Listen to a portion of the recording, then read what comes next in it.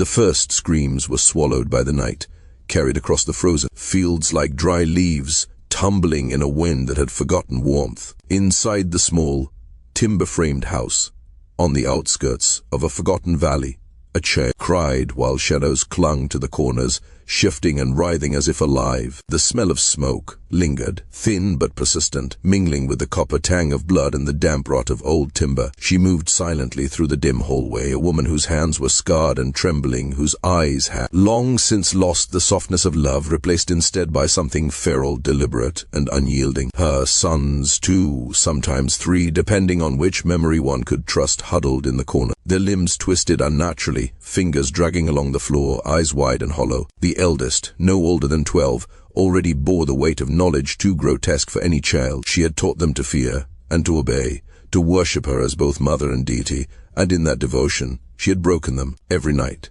the house was filled with low, murmured chants, with the scrape of knives against wood, and the quiet, almost ritualistic moans that marked the borders between punishment and instruction. Outside, the valley lay in a fog that never lifted. The townsfolk spoke of the family in hushed tones, crossing themselves when they passed the edges of her land. The woman had arrived decades before, a shadow among shadows, bringing with her a history that no ledger recorded, no priest dared recount. She walked through the town market, as though it were a dream, leaving only the faintest traces of her presence, a cold air in midsummer, a silence where laughter once dwelled. And then she vanished again, retreating to the house where the walls themselves seemed to recoil in fear. Whispers said that she had been touched by the old rites, that her bloodline carried a sickness older than memory, and that her sons were not merely children but vessels, shaped and warped by desire, fear, and instruction. Their bodies were too rigid, too precise in their movements, their eyes catching the light in ways that were wrong, alien, and accusing. Some claimed to have glimpsed figures in the windows at night, watching, crouched, not quite human, but no one dared approach. The air itself warned them to stay away, to leave the valley to its own dark rhythms. The house breathed with secrets, floors groaned beneath weight unseen. Doors rattled with the passage of time. In every corner, every cracked wall, lay the residue of something that should never have been. The mother moved among it all with a quiet, terrifying certainty, her son trailing in her wake, the living embodiment of her obsession and decay. Which city are you watching from? And what time is it right now? The valley had always been a place forgotten by maps, an indentation in the earth, where roads dissolved into mud and rivers whispered only to themselves. Its forests were thick and knotted, the trees bent by centuries of wind, their roots dragging across the soil like grasping hands. Travelers who stumbled through the mist claimed the sun moved different there, slower, heavier, as if reluctant to pierce the gray canopy. At the center of this isolation stood her house, a crooked silhouette that seemed stitched together from the bones of the land itself. It was said that the house had once belonged to a family of millers who disappeared one winter, leaving behind only a floor slick with frost and the quiet echo of their last, strangled cries. When she arrived, the locals noticed nothing unusual. New families came and went, but the air around the house shifted immediately. Dogs would not approach, birds avoided the eaves, and even the wind seemed to curve back from its edges, carrying whispers of despair to the nearest settlement. People began to speak in muted tones of the woman, a figure as terrifying in rumor as in reality, and her sons who grew faster than boys should, their limbs lengthening, their eyes darkening with knowledge not taught in any school or church. She lived by her own calendar, her own rhythm of darkness. Days were measured by the chants she dictated, nights by the screams she extracted, whether from her sons or the small animals left at her doorstep, never alive for long. The boys were not allowed outside, not truly. The forest was a place of lessons too dangerous to teach casually. Instead, the walls themselves became their playground and their prison. Shadows danced along the boards as if alive, mirroring the deformities that were slowly taking root in their minds and bodies. Whispers in the town spoke of her sexual rituals, carefully hidden behind a veneer of propriety, rituals that corrupted not only her children but the very essence of the household, leaving every corner, every beam soaked in transgression. Occasionally, she would allow herself to be glimpsed in town, her skirts sweeping the dirt, her gaze sharp as a blade, assessing, marking, claiming. She carried herself with the authority of someone who knew the world had nothing left to teach her, and the townspeople, when their eyes met hers, felt the inexplicable pull of fear mixed with fascination. Children went missing from nearby farms, only briefly, always returning with the dull, hollow eyes of those who have seen too much and forgotten nothing. The mother never spoke of these things, yet the evidence lingered, tangible in the crooked trees, the twisted soil, and the hushed tones of those who dared to remember. In the house, the boys began to exhibit strange behaviors, whispers of knowledge that were older than their years. They drew symbols on walls, etched marks in the floorboards, left offerings of blood and bone. The air would thicken, almost sentient, reacting to their movements, and in those moments one could sense the slow, inexorable folding of morality, of innocence, into something unrecognizable. The valley itself seemed to watch, a mute witness to the unfolding of her design. The child was born on a night when the wind tore through the valley like a living thing, rattling the timbers and carrying the scent of wet earth and decay. No midwife attended. Only the mother and the shadows were present, the cries of the newborn mingling with the moans of the house itself. From the moment the child opened their eyes, there was a sense that something had been stirred into the world that should never have existed. Their gaze was too knowing, too intent, as though the soul of the valley itself had chosen this form for reasons unfathomable. She nurtured the child with hands, both tender and cruel, teaching lessons not found in any book. The boys were isolated from neighbors, from play, from laughter. The mother whispered stories of old sins, of bloodlines folding upon themselves, of desires that transcended the mundane limits of morality. She told them that the world outside was weak, fragile, and unworthy. Every action was measured, every movement observed, even in sleep.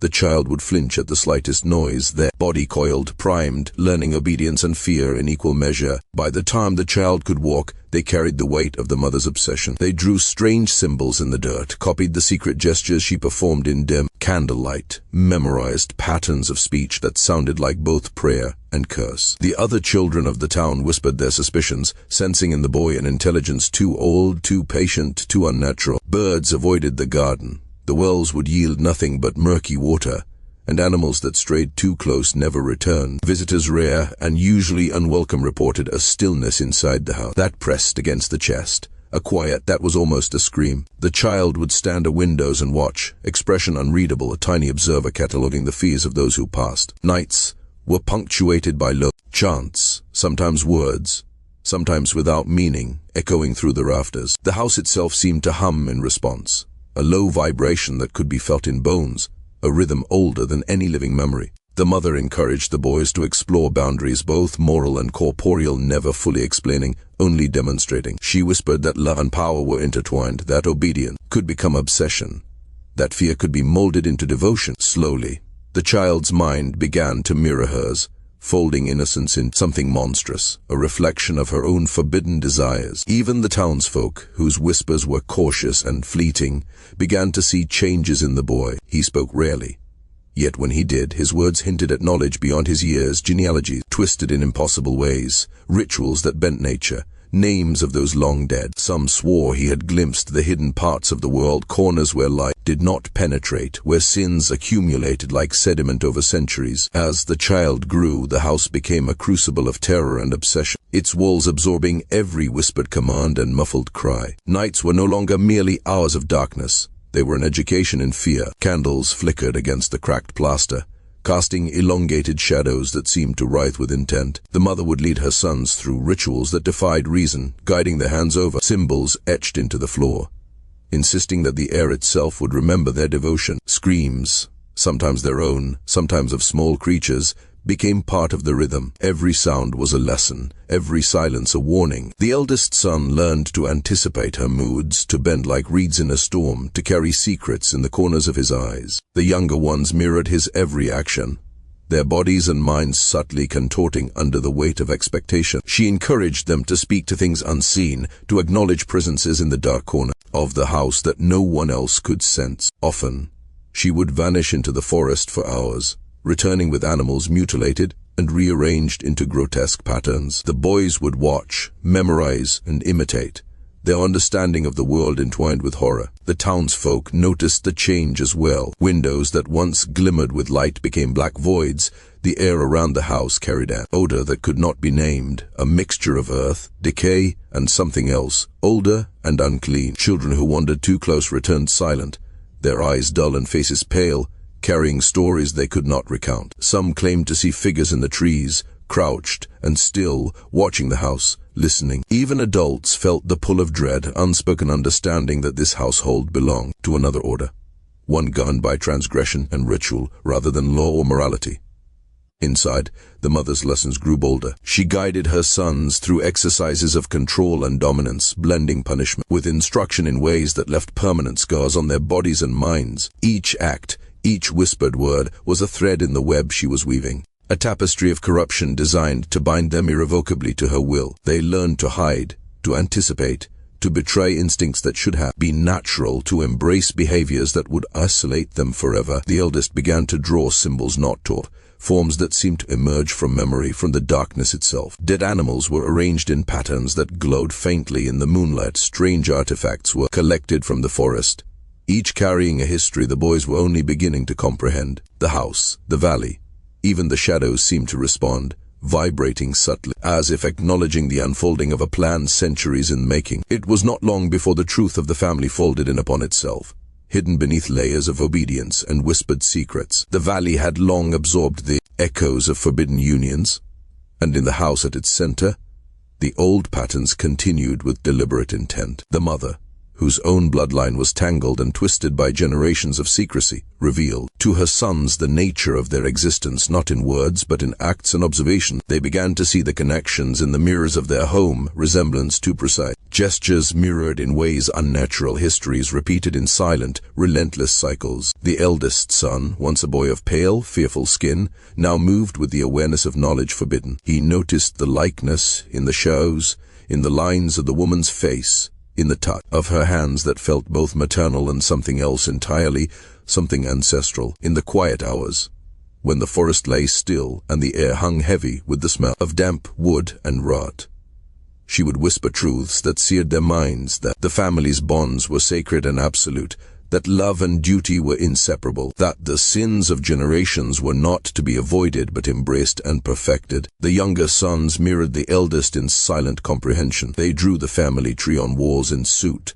tracing the lines with trembling fingers, folding one branch into another, witnessing the grotesque geometry of their own blood. They understood, even as children, that their mother was also sister, that every act of intimacy and instruction was both violation and preservation, a means of sustaining a lineage of decay that no outside force could untangle. The valley itself seemed to conspire with this revelation. Trees leaned closer to the house, roots curling around the foundations as though to hold the structure in place. Animals moved with unnatural caution, and the wind carried faint murmurs of old rites, long abandoned by civilized men. Within the walls, the mother's presence was omnipresent.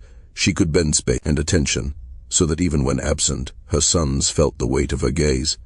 Lessons were ongoing, ceaseless obedience, secrecy, and the subtle blurring of love, fear, and desire. Neighbors whispered of a house where the air never shifted, where shadow lingered in corners long after the light should have moved on. They spoke in tones hushed and fearful, recounting glimpses of the boys at windows, their faces masks of knowledge far beyond their years. A few who ventured close to the house at night claimed to hear murmurs of names folding into one another, of stories told backward, of the repeated histories of sin being lived again. The town, once content to ignore the valley's edges, could no longer avert its eyes. Whispers became stories, stories became dread, and dread hardened into action. A fire had been seen flickering behind the windows, though no smoke emerged to mark its presence. Livestock were found mutilated, arranged in patterns that recalled the grotesque markings in the boys' rooms. And still, the mother moved with her customary certainty, guiding her sons through the unseen corridors of fear, shaping them into vessels for a lineage of darkness. Eventually, curiosity and terror coalesced into outrage. A group of men approached the house under the cover of dusk, torches in hand, carrying axes and ropes, their hearts driven by a mixture of vengeance and superstition. They found the walls thick with shadows and the floor slick with the residue of countless rites. The boys were present, pale and alert, observing the intruders with eyes too knowing for their age. Their mother emerged from the shadows, a figure of deliberate calm, her presence more terrifying than any scream. She spoke little, but her gaze struck harder than blows, bending the will of even the bravest. The house became a theater of horror. Torches ignited the timbers, casting grotesque patterns of flame and shadow, illuminate the carvings, symbols, and bones left as evidence of years spent in secret transgression. Villagers attacked animals, destroyed records, tore through the furniture, attempting to eradicate the traces of what had grown unchecked for decades. Yet, the mother remained, silent, unmoved, orchestrating the chaos with a precision born of generations of knowledge and desire. The boys were not spared. They were dragged into the streets, interrogated, examined. Their minds, however, had been tempered in ways the townsfolk could not comprehend. Some refused to speak, eyes distant and unyielding. Others repeated phrases that seemed lifted from ancient liturgies, names of places and people long dead, uttered as warnings or perhaps invitations. No one could determine whether they were innocent victims or co-conspirators in a legacy that stretched beyond understanding. The church became involved. Priests attempted to exorcise the presence, to bring penance and ritual to a house and family that had transcended the moral frameworks of the living. Candles, crosses, and prayers were offered in vain. The mother, her sons, and the valley itself absorbed every attempt at purification, leaving the outsiders exhausted, frightened, and deeply unsettled. The collective shame of the town settled like a weight on every house, every street a reminder that darkness could fester unnoticed until it became something impossible to destroy. Decades passed, and the house collapsed into ruin, its timbers rotting, its windows dark, its shadows absorbed back into the valley. The memory of that place became a cautionary tale, whispered only in secret, the kind of story spoken in corners to keep children obedient and the curious at bay.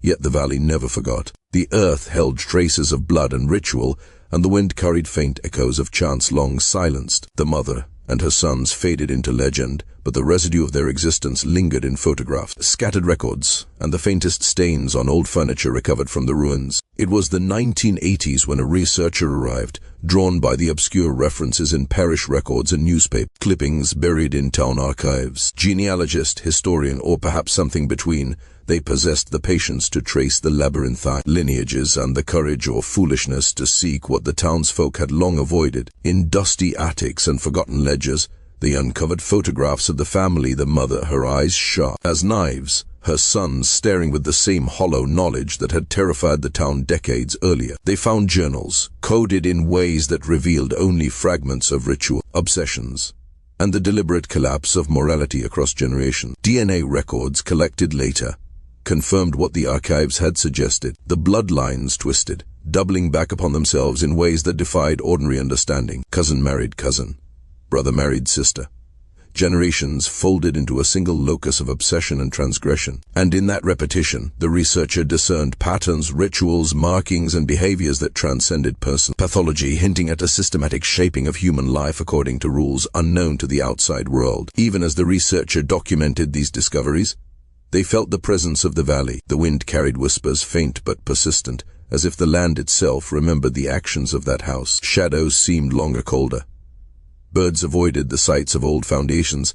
Animals behaved strangely, skittish, almost reverent. The researcher's notes grew fragmented, the margins filled with speculation and fear. Every photograph, every fragment of text, seemed to pulse with the weight of forbidden knowledge, reminding them that some truths were never meant to be fully uncovered. In their quietest moments, the researcher wondered about the boys, grown now, scattered, or perhaps hidden, their minds and bodies shaped irrevocably by the mother's design. The valley held them, still, in memory and in flesh, guardians of secrets that could not be undone. And in that realization, a chill settled over the researcher, the kind of cold that seeps into bones and lingers unshakable. The valley remains, unchanged in its cruelty, a silent witness to the sins that unfolded within its heart. The ruins of the house are nothing but splintered beams and scorched earth, yet those who pass by speak of a heaviness in the air, a whisper of eyes watching from the shadows, a sense that the past has not released its hold. The boys, now men or what they have become, are neither seen nor spoken of, yet the valley carries their presence,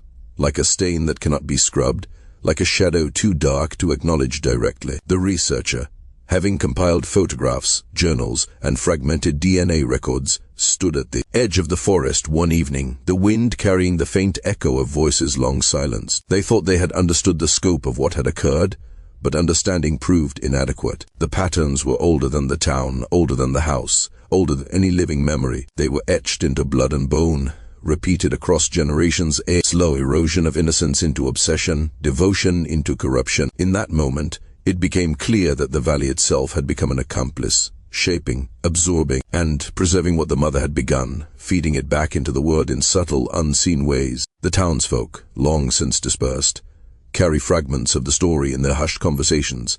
Dreams taint sleep. Children sense the weight of unspoken truths.